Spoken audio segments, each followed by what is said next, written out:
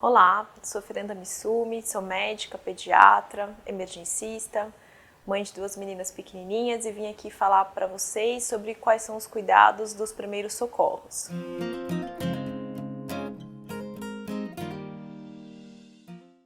Para falar de primeiros socorros, o mais importante na pediatria é até mesmo falar da prevenção dos acidentes do que simplesmente dos cuidados para socorrer essa criança. Então, algumas coisas a gente já conversou em outras aulas, como, por exemplo, o uso do protetor de berço, que causa um sufocamento na criança, o risco de sufocamento na criança. Mas também a gente tem que falar, por exemplo, coisas simples, né? Então, você está fazendo a troca de uma criança em cima de um trocador, nunca deixar esse bebê sozinho. Quando a gente menos espera, uma criança, mesmo um bebezinho recém-nascido, ele pode fazer pequenos movimentos e ele tem uma queda super importante. Deixar o bebê em cima da cama e fazer qualquer outra coisa. Então, sempre que esse bebê for ficar sozinho, ele tem que ficar num lugar seguro e num lugar que ele não tenha risco de cair. Se acontecer algum risco, algum problema e essa criança realmente tiver uma queda, o que é importante a gente identificar? A gente sempre tem medo do traumatismo craniano, então é de qualquer trauma que envolva a cabeça, né? E realmente é um dos mais graves mesmo. O que a gente tem que reparar?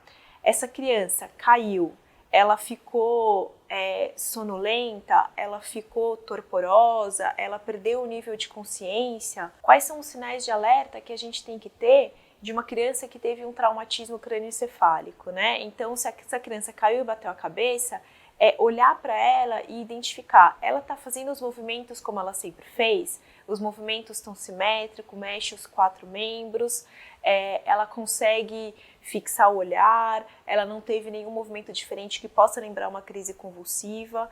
Então, essa é a parte neurológica que a gente tem que avaliar. Na observação dessa criança, ver se realmente ela não tem um sono fora do comum, se ela não tem episódios de vômito, que a gente chama de vômitos em jatos, que significa que a gente tem uma lesão neurológica. Então, quando a gente tem um trauma de uma criança, é exatamente isso, é essa observação.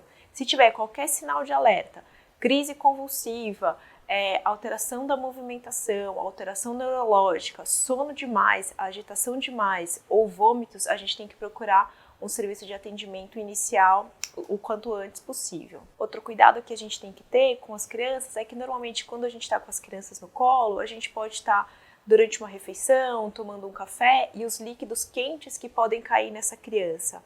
Então se a gente está comendo uma sopa, se a gente está tomando um café, porque eles fazem movimentos que a gente não pode esperar e isso pode causar um acidente e a gente ter queimaduras nessa criança. Se por acaso a gente tem uma queimadura, então geralmente nos bebês pequenos as queimaduras acontecem ou por líquidos que estão na nossa mão, que possam cair, ou mesmo que a gente tem que tomar muito cuidado, são aquelas bolsinhas quentes para cólica.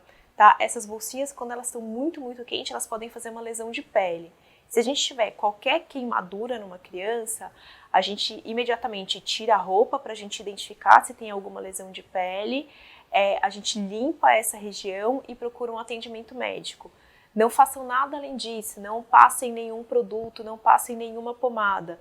Realmente esfrie aquela região, pode colocar embaixo de uma água mais morna, mas outra situação que assusta muitas famílias são os engasgos, tá?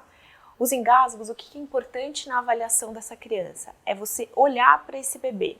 O bebê que está engasgado, se ele estiver emitindo qualquer tipo de som, seja tosse, seja choro ou grito, significa que a via aérea dele está permeável, significa que a via aérea está aberta, está entrando ar e está saindo ar.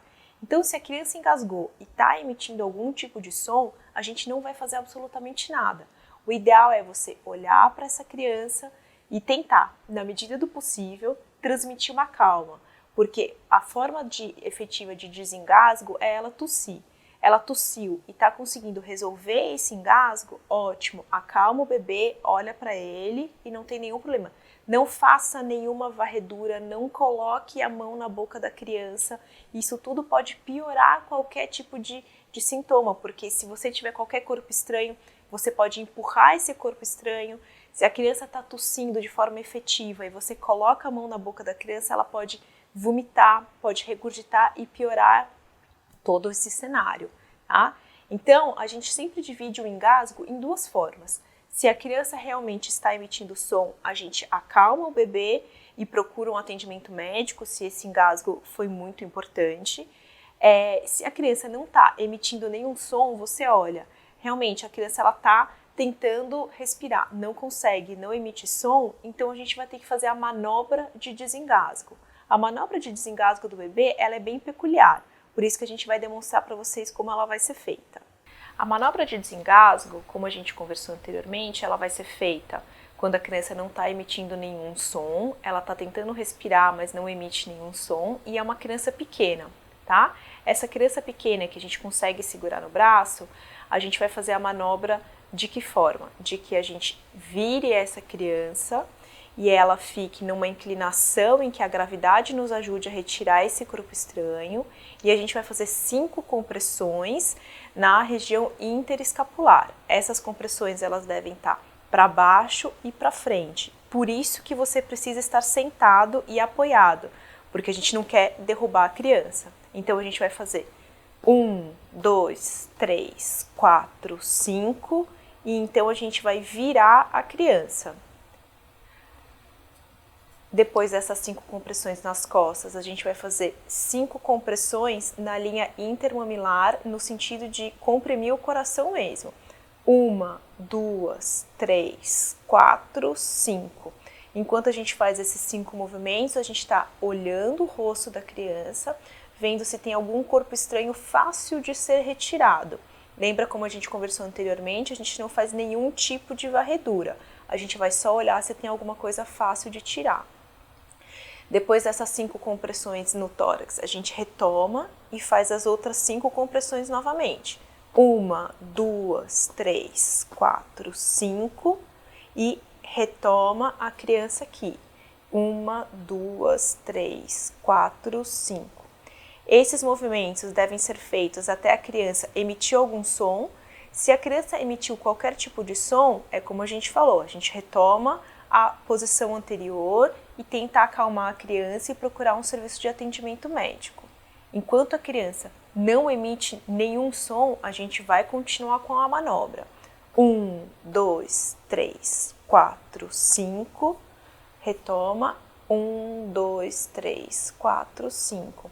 Essa manobra de desengasgo ela deve ser feita até você chegar em qualquer atendimento médico que possa te ajudar. Então, 1, 2, 3, 4, 5.